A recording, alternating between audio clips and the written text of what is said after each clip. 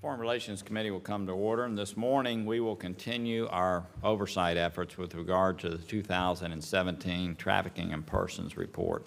I want to thank Senator Cardin and members of the committee for their leadership and engagement in combating this affront to human dignity and the rule of law. This committee has conducted extensive oversight on this issue. We have instituted annual briefings for members of the committee with the Office of Trafficking in Persons Ambassador and regional bureaus at the State Department prior to the release of the annual Trafficking in Persons report. We ask every nominee before this committee to commit to help lead the fight against modern slavery. This oversight has been noted at the State Department and in our embassies. We appreciate that the Deputy Secretary of State volunteered to lead the administration's testimony today. The Secretary spent about 45 minutes with Senator Cardin and I before this meeting, and we thank him very much for his openness and the way that he's serving, and we look forward to having an outstanding relationship with him. We thank you for being here today.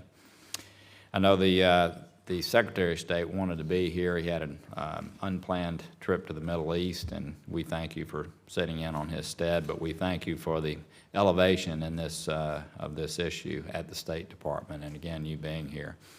The Deputy's attendance demonstrates that the State Department's interest in the stability of this report after Ambassador Coppage finishes her assignment.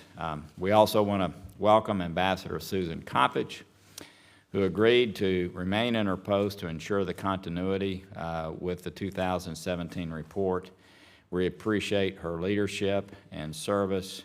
I have to say that I think you've been outstanding. I think there are people around the world that have benefited greatly from your service. Certainly we have, and I cannot thank you enough for your leadership, for your dedication to this issue, and I hope our paths cross many, many times in the future.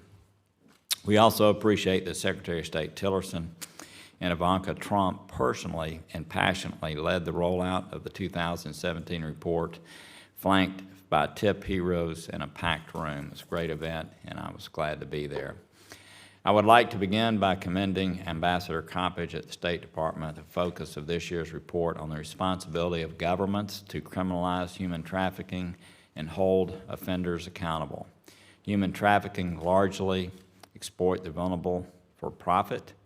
There's no greater deterrent than to make it clear that perpetrators and those who collaborate with them will pay a heavy price for these crimes.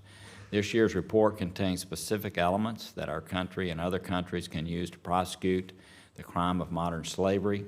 I hope that in compiling this year's report, you will continue to highlight examples of progress in prosecution and scrutinize where corruption and lack of progress are failing victims of modern slavery.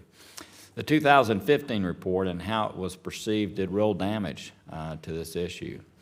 And we're still recovering for that. We all need to continue to reinforce trust in the process of developing the report and tier rankings.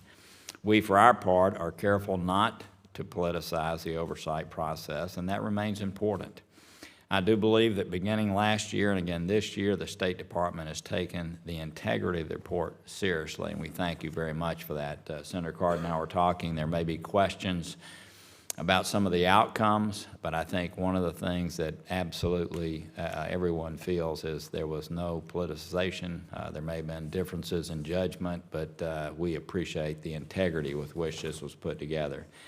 Finally, I'd like to thank Secretary Tillerson for announcing that at the Trafficking in Persons report rollout that the State Department is proceeding with the $1.5 billion End Modern Slavery initiative that Senator Menendez and I first presented to this committee in 2015. This is a critical step in the effort to end modern slavery globally.